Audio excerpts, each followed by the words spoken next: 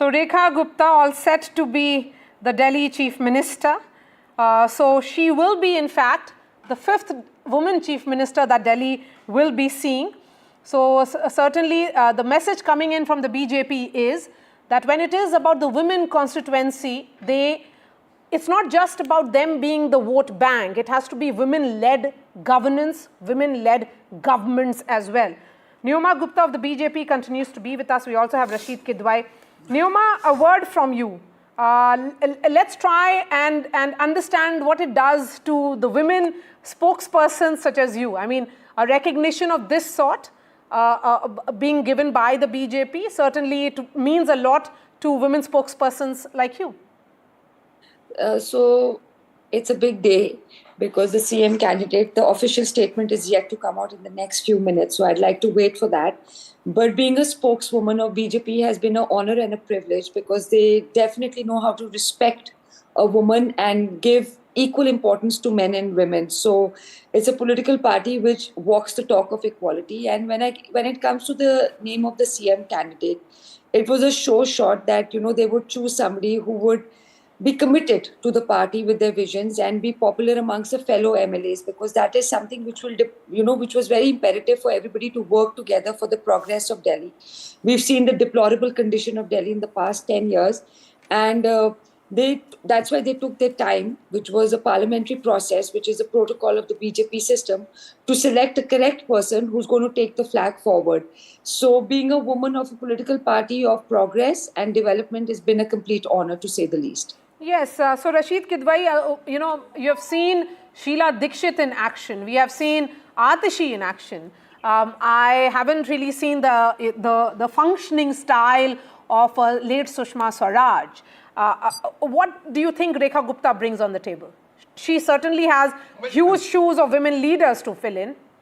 Absolutely. I think, Mania, one of the major problems that Rekha Gupta will have to, live up or perhaps surpass the legacy of Sheila Dikshit and Arvind Kejriwal. Remember, Delhi has had very good chief ministers. So this is something, and a lot of emphasis has been given on Nari Shakti, the she being a woman and all. Maria, I must say this is not a proper day to say this, but it's very high on optics. It's whether it's substantive or not, we need to see. Maria, we must remember we were among the first, few nations, democratic countries that had a woman prime minister in Indira Gandhi way back in 1960s and 1970s, etc. But it didn't alter, so to say, the status of women in India. Of course, it was work in progress, and Indira Gandhi's sort of, she being head of the country and all did help. There have been very many women, heads of, political parties, Sonia Gandhi being of Congress, Mayawati being of BSP, but we cannot say that improved their condition in their respective.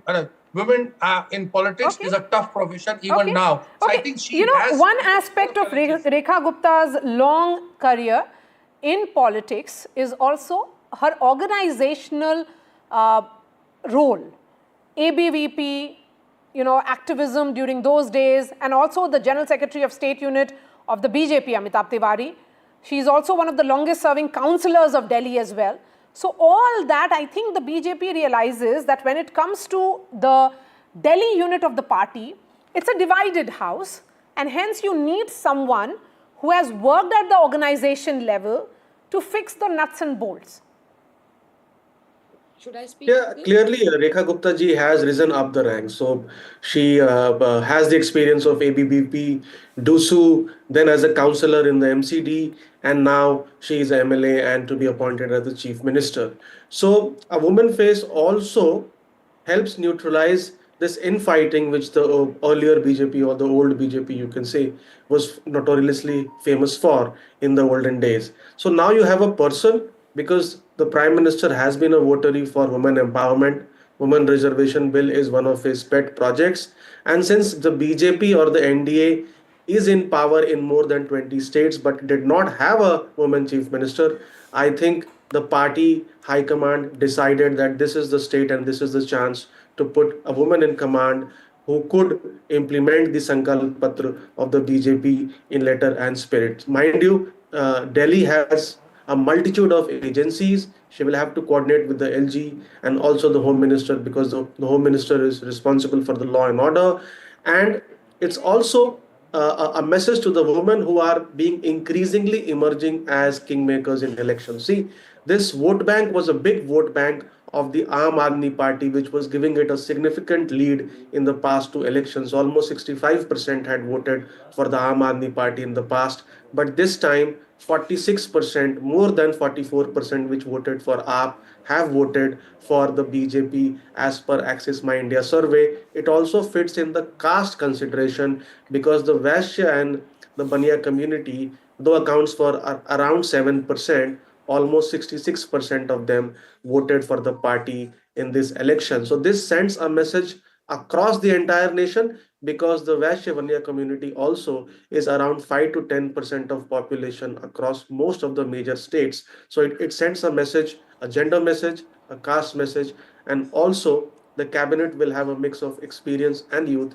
And Rekha ji perhaps is well suited to lead the baton. You've in actually put it Delhi. really well, Amitabh. There is a message that the BJP has not had a single woman chief minister in recent years, and hence, you know, they are in power in close to 50% of the states in the country. And when it comes to women chief minister, that's not the case. So that has been fixed now.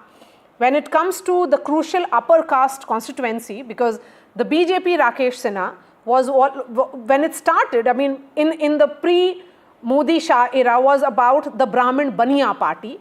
It was said often that you have started moving away from this crucial constituency, which was your core, to other constituencies, and you have almost started forgetting them. So you have addressed that concern as well. So caste, gender, both these concerns addressed. No, I don't think so. There are a very important, significant thing about the Narendra Modi era that is different from the past. I'm telling you, in Delhi, three people, Madan Lal Khurana, Kedarnath Sahni ji, and Vijay Kumar Malhotra ji, this troika dominated. They were great personalities who emerged from the Jansangh days. Now, this is a great transition.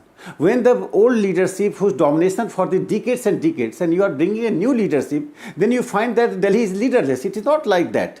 That's why I say that politics based on Chhatrap has ended, and the workers who are dedicated and working with the party program and policy, they are elected. Second thing that what I feel that Okay. which Rakesh Sinha ji, just hold on to your thoughts. In fact, now we have an official tweet coming from the Delhi BJP, which says, heartiest congratulations and best wishes to Mrs. Rekha Gupta ji on being elected the leader of Delhi BJP Legislative Party. We have full faith that the state will progress under her leadership.